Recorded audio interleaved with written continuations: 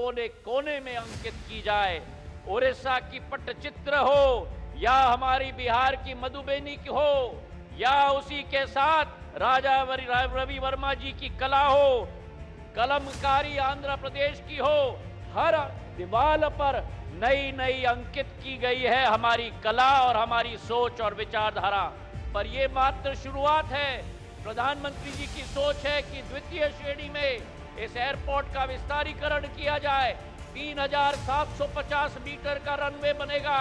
देश नहीं विदेश के बड़े बड़े विमान बोइंग 777 और एयरबस 350 भी अयोध्या नगरी में लैंड करेंगे। ये प्रधानमंत्री जी का संकल्प है मेरे भाई और बहनों।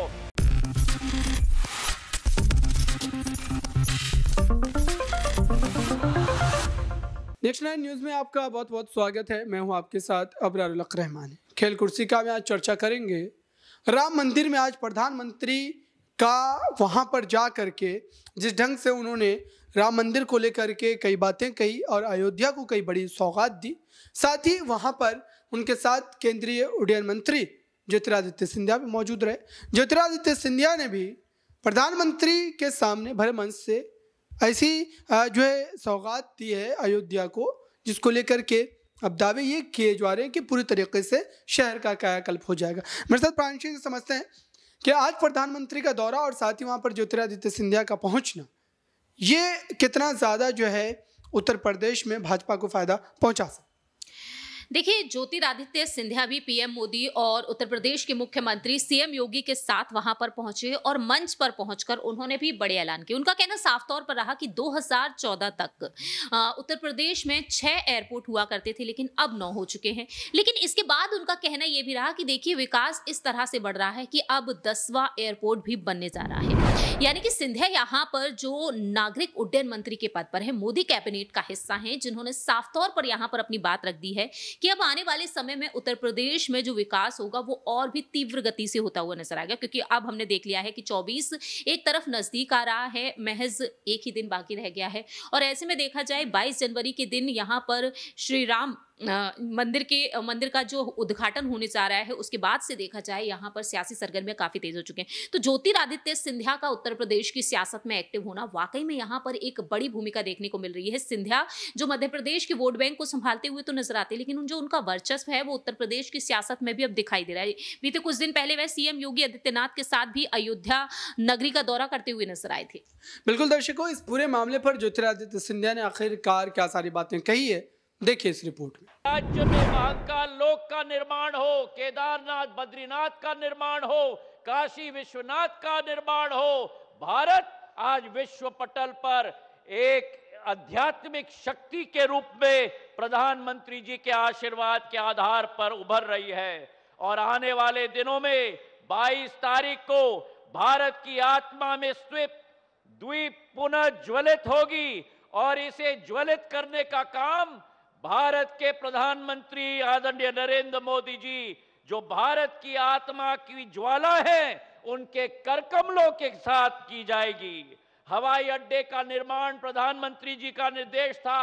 ऐसा भव्य हवाई अड्डा बनना चाहिए जिसका विश्व स्वरूप हो। और हमारी कोशिश रही है इस 500 करोड़ रुपए के हवाई अड्डे पर, जहां करीब करीब 10 लाख यात्री प्रति वर्ष के आवागमन होगा, उसी के साथ भारत की कला, भारत की संस्कृति का एक एक नक्षत्र भगवान श्री राम की जीवन शैली को लेते हुए कोने कोने में अंकित की जाए। उड़ीसा की पट्टचित्र हो या हमारी बिहार की मधुबनी की हो या उसी के साथ राजा रवि वर्मा जी की कला हो, कलमकारी आंध्र प्रदेश की हो, हर दीवार पर नई नई अंकित की गई है हमारी कला और हमारी सोच और विचारधारा। पर यह मात्र शुरुआत है। प्रधानमंत्री जी की सोच है कि द्वितीय श्रेणी में इस एयरपोर्ट का विस्तारीकरण किया जाए। 3750 मीटर का रनवे बनेगा। देश नहीं विदेश के बड़े बड़े विमान बोइंग 777 और एयरबस 350 भी अयोध्या नगरी में लैंड करेंगे। यह प्रधानमंत्री जी का संकल्प है मेरे भाई और बहनों। और उसी के साथ जहां 65,000 स्क्वायर फुट का अभी एयरपोर्ट बना है, वही 5 लाख स्क्वायर फुट का एयरपोर्ट अगले फेज में बनने जा रहा है अयोध्या के अंदर मेरे भाई और बहनों। और आज के शुभ दिवस पर जहां प्रधानमंत्री जी के कर कमलों से हमारे ट्रेनों की श्रृंखला की शुरुआत हुई है, वहीं इसी एयरपोर्ट पर इंडिगो और एयर इंडिया के दो विमान देश की राजधानी राजनीतिक राजधानी दिल्ली को देश की धार्मिक राजधानी अयोध्या के साथ जोड़ने जा रहे हैं मेरे भाई और बहनों। और आने वाले 15-20 दिनों के अंदर भारत के कोने कोने को हमारे अयोध्या के साथ जोड़ा जाएगा, चाहे अहमदाबाद हो, चाहे मुंबई हो, चाहे बेंगलुरु हो, चाहे कोलकाता हो। ये प्रधानमंत्री जी का संकल्प है। तो आज अगर देश में सबसे बड़ी कोई शक्ति है, जो विपक्षी सरकारों ने अयोध्या को कभी मान सम्मान नहीं दिया, प्रधानमंत्री जी ने वो संकल्प लिया कि अयोध्या को विश्व पटल पर हम लोग निखारेंगे। जो सनातन धर्म को नष्ट करने की बात करते थे, जो कहते थे कि प्रभु श्री राम केवल काल्पनिक है, अगर इस देश में विश्वास है तो केवल प्रधानमंत्री नरेंद्र मोदी जी की गारंटी का विश्वास है। और वो गारंटी प्रधानमंत्री नरेंद्र मोदी जी, जो सेवा, सुशासन और गरीब कल्याण की सरकार, वो प्रधानमंत्री नरेंद्र मोदी जी की गारंटी, जिन्होंने 2020 में भगवान श्री राम का हमारे मंदिर का शिलान्यास करवाया, वही प्रधानमंत्री नरेंद्र मोदी जी की गारंटी, जिसके आधार पर प्राण प्रतिष्ठा हो रहा है, और वही प्रधानमंत्री नरेंद्र मोदी जी की गारंटी, जिसके आधार पर एक नवीन हवाई अड्डा और रेल स्टेशन की सुविधा मिल रही है। इन्हीं शब्दों के साथ प्रधानमंत्री जी का स्वागत और धन्यवाद तालियों की गड़गड़ाहट से हम सब लोग करें। तो आपने देखा दर्शकों, आखिरकार ज्योतिरादित्य सिंधिया जिन बातों का जिक्र कर रहे थे उससे यही लगता है कि इस समय जो है साफ तौर पर भारतीय जनता पार्टी की नजरें उत्तर प्रदेश पर टिकी है।